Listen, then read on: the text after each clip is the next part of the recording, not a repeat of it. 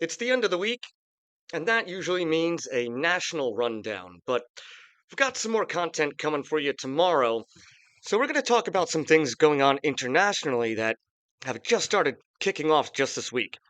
Uh, First, we have the protests in Turkey, which have continued. Now, if you don't know, what happened was the mayor of Istanbul, Ekrem Imamoglu, was arrested on charges of corruption and something to do vaguely with terrorism and was jailed by the president of Turkey, uh, Erdogan. The reason why this happened is because Imamoglu had just received his party's nomination to be the presidential candidate in the next election.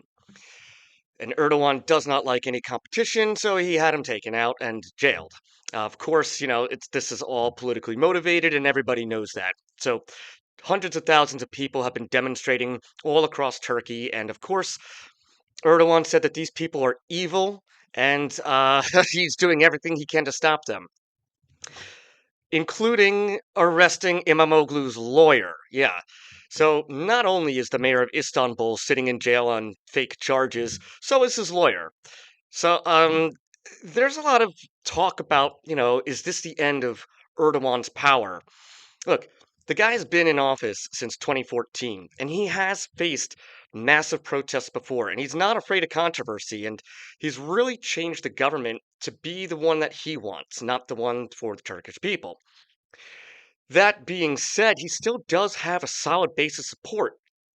Um, but these protests, this is going to be tough to overcome. I don't know if this is going to be the end of his presidency, if he's going to be forced to resign or go into exile or something, but I don't see him being able to really advance anything after this with any serious intent.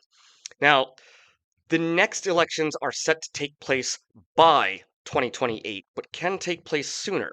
I'm not exactly sure how this works in Turkish politics, but this is the case, which further makes it strange that Erdogan would want to move on Imamoglu now, especially when there's so much time to the potential election. I don't know. He might just be a crazy old man at this point, so who knows? But we will keep you updated on this story, so keep tuning in.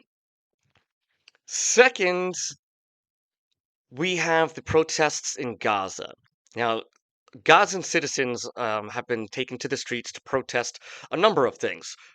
One of the main things that has stood out is a protest against Hamas. Them calling for Hamas to step down and resign and no longer be a part of the Palestinian government. This has been going on for a few days, but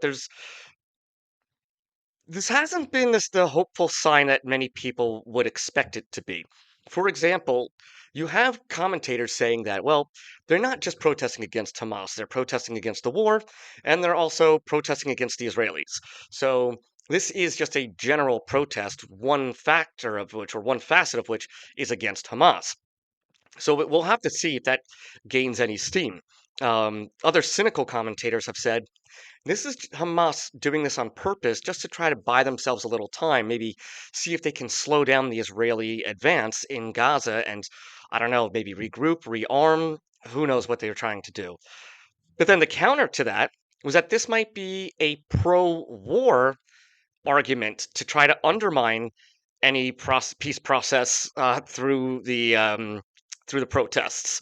So it looks like there's a number of factors at play here, and I haven't confirmed this, but I've been told that the Israelis, in support of the protests, dropped leaflets over Gaza telling people that they should join the protests against Hamas.